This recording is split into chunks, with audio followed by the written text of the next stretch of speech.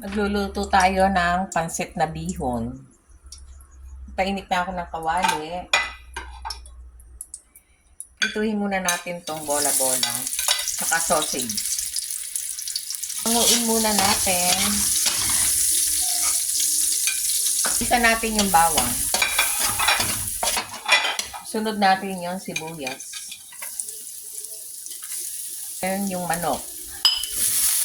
Konting toyo.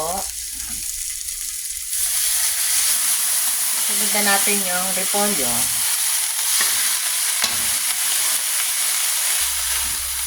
Lutuin lang natin repolyo.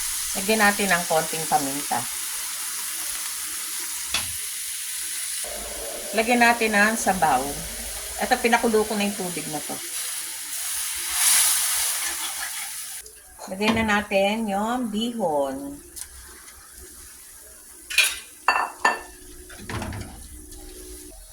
Lutuin muna natin. Lagyan na natin yung bola-bola at saka sausage. Yan, luto na.